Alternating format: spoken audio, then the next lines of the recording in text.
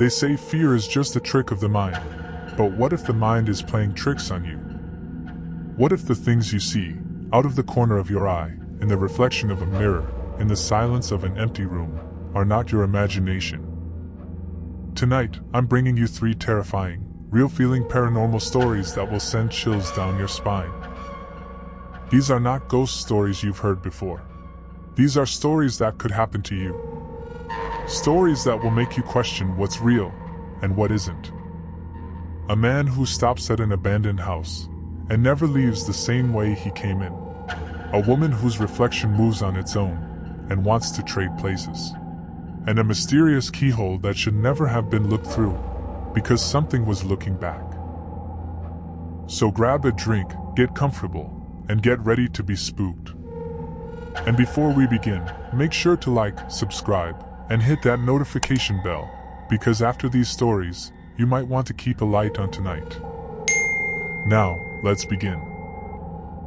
Story 1. The House at the End of the Road. I don't know why I stopped. I wasn't planning to. I was driving back from a work conference, exhausted after 3 days of awkward networking and sleepless nights in a cheap hotel. The road ahead stretched empty, a 2-lane highway slicing through the countryside, flanked by endless fields of dying crops. My GPS had lost signal miles ago, and the sun had dipped below the horizon, leaving behind that eerie, deep blue twilight that makes the world feel off. Then I saw the house. It stood at the end of a narrow dirt road, barely visible through the overgrown trees. Its windows were shattered, the paint peeling like old skin. The kind of place that had been abandoned for years, yet somehow, it felt like it was watching me. I should have kept driving, but my curiosity got the better of me. I slowed the car and turned onto the dirt road, gravel crunching under my tires. The moment I crossed onto the property, my radio cut out, just static, no matter how much I twisted the dial. A shiver ran down my spine, but I ignored it. I told myself it was nothing, just an old house. But as I stepped out of my car and approached the front door, I realized I wasn't alone. The front door was unlocked. It creaked open with a sound that made my stomach tighten. The air inside was thick, stale, heavy, carrying the scent of mold and something metallic. I clicked on my phone's flashlight and stepped inside. The house was frozen in time. Dust-covered furniture sat in perfect arrangement, as if the owners had simply walked out one day and never returned. A child's toy truck was abandoned in the middle of the floor, its wheels rusted.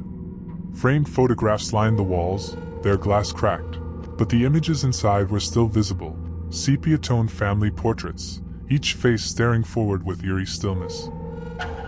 Then I saw the mirror. It was tall, ornate, standing alone in the hallway. Unlike the rest of the house, it was spotless. The reflection was strangely distorted, like looking through water. I stepped closer, heart hammering, and raised my phone. But when I lifted it to take a picture, the reflection was wrong. I was there, but behind me, in the glass, a dark shape loomed just over my shoulder. A tall, faceless figure, its fingers resting lightly against my back.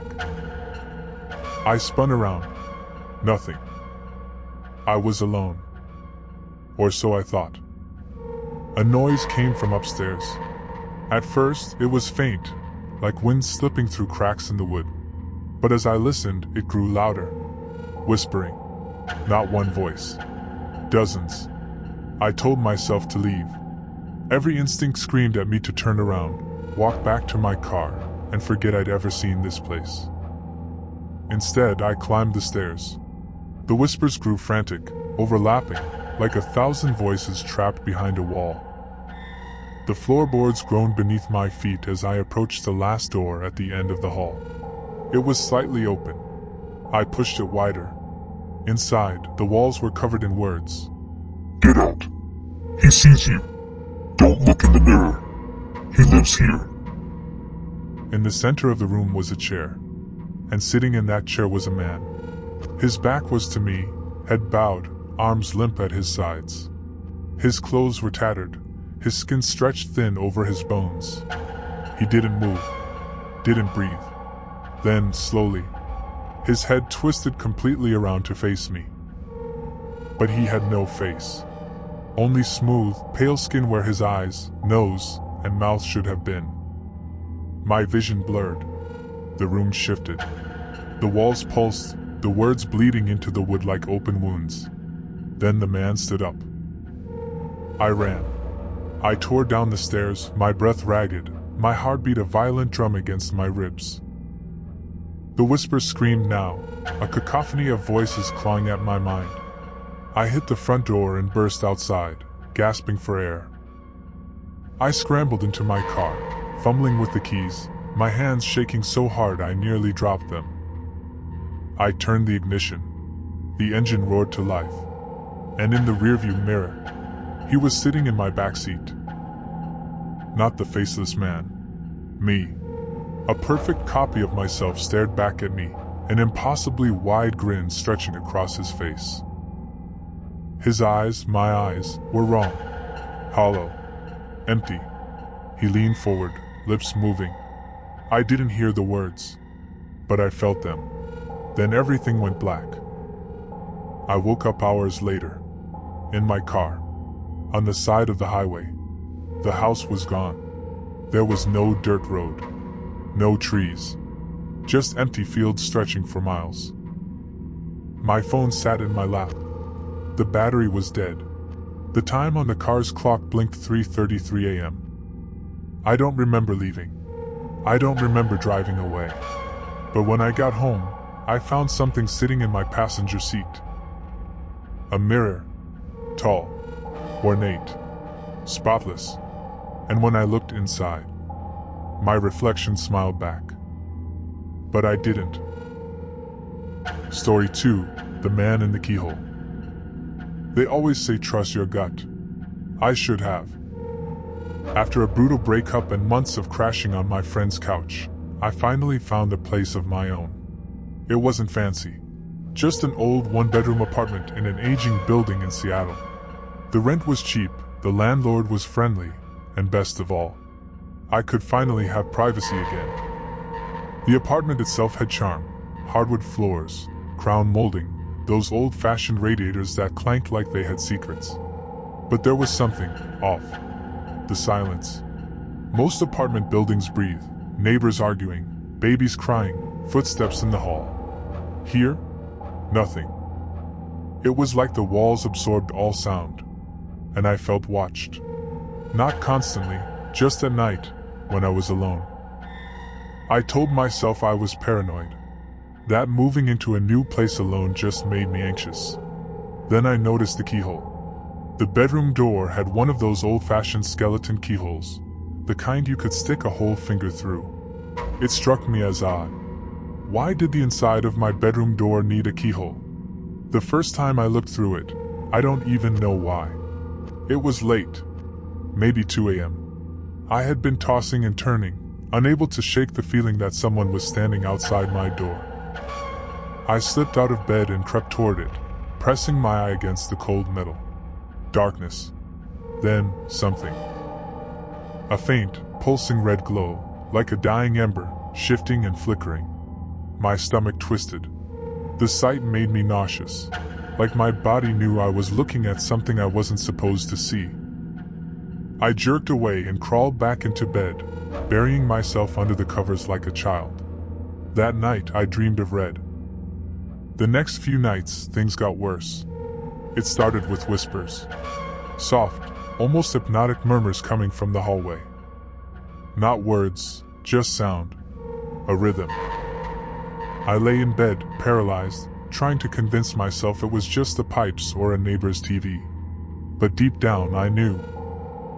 One night, I couldn't take it anymore. I forced myself to check the keyhole again. The glow was brighter now. And this time, something moved. A shadow. A man.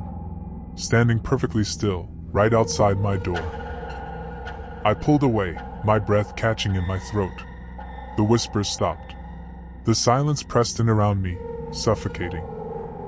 Then, the doorknob turned. I bolted upright in bed, heart hammering. I wanted to scream, to run, but I just sat there, waiting for the door to swing open. But it never did. The next morning, I was out the door before the sun came up.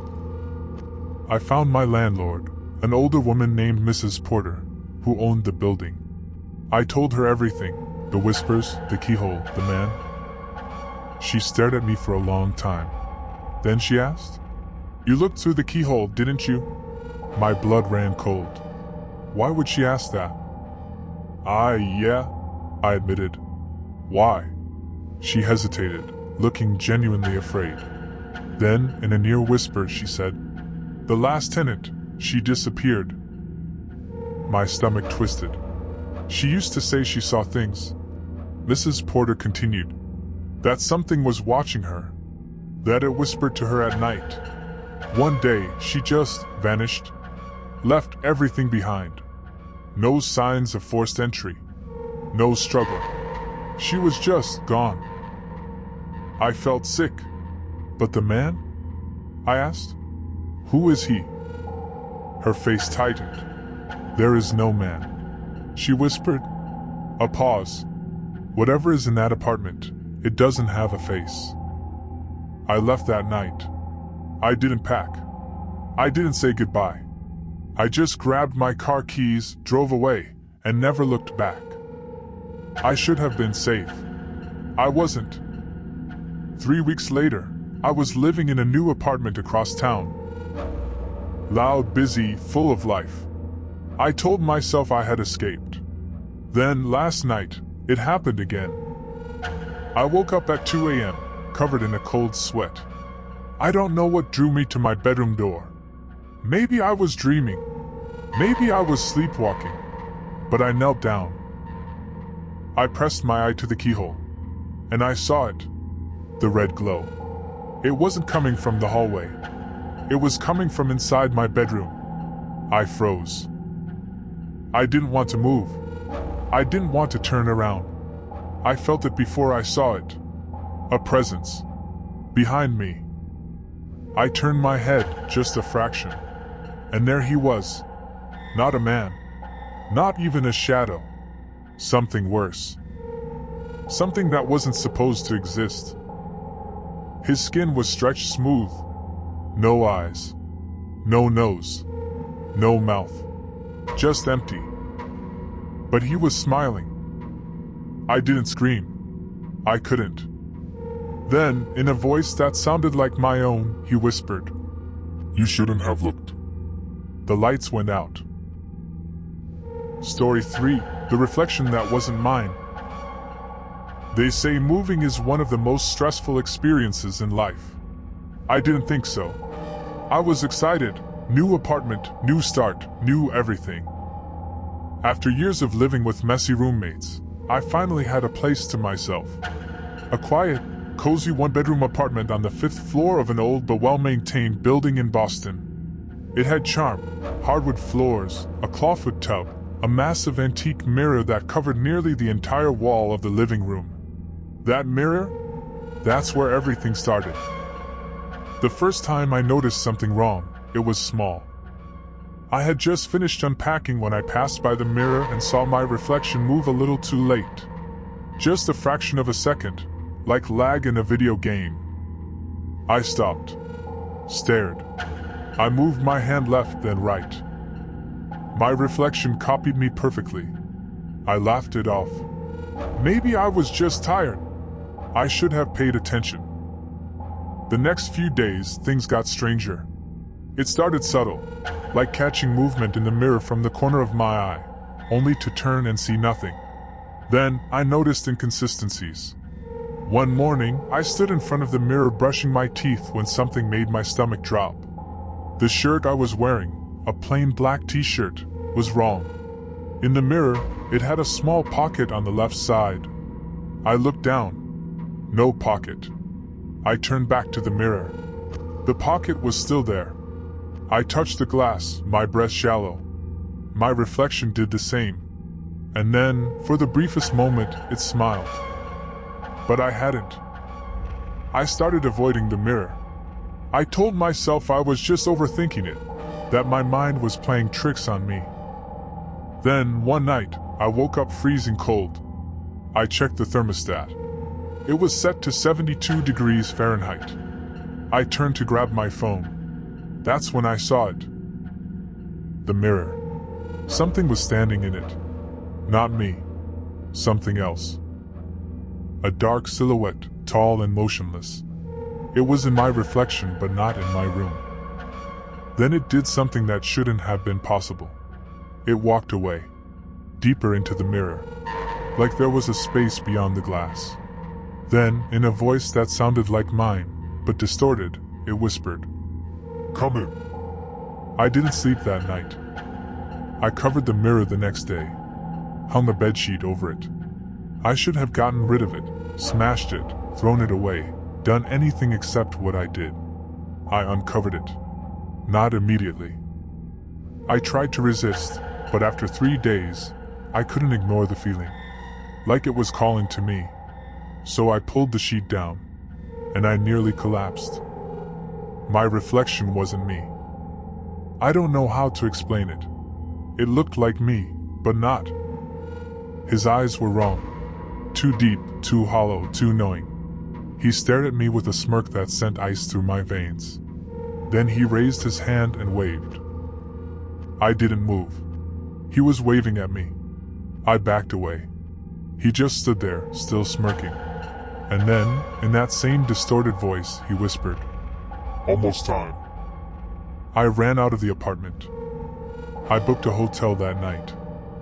I wasn't staying in that apartment. But at 3:33 a.m., I woke up. Not to a noise. Not to a movement. To a feeling. Like something was watching me. My heart pounded as I turned toward the hotel mirror. The bedsheet slipped from my hands. My reflection was sitting up, staring at me. I was lying down, but he was already awake, grinning. I couldn't move, couldn't breathe. Then he whispered, "Let's switch places." I screamed and smashed the mirror with the hotel lamp. But the second the glass shattered, I felt cold hands grab me, pulling me into the shards. I woke up in my apartment. At least I thought I did. But the mirror was different. I turned toward it, expecting to see my reflection. I didn't. I was standing on the other side, looking out. I screamed, pounded on the glass, but no sound came out. Then I saw him. The new me. He stood in my apartment, stretching like he had just woken up in a new body. Then, slowly, he turned toward the mirror and looked at me, smiling. I begged. I cried. He just shook his head. And then he whispered, "Enjoy the view." And he walked away, leaving me trapped. Forever. And there you have it.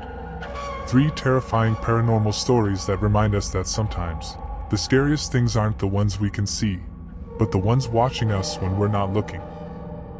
A house that should have been abandoned, but wasn't. A reflection that wasn't just a reflection. And a keyhole that should have never been looked through, because something was looking back. Now, the question is, which story creeped you out the most? Would you have stopped at that house? Would you have covered the mirror? Or would curiosity have gotten the best of you? Let me know in the comments, if you dare. And if you love diving into the dark and unexplained, make sure to like, subscribe, and hit that notification bell, because I have plenty more terrifying stories coming your way. Until next time, stay curious, stay cautious. And whatever you do, don't look in the mirror for too long.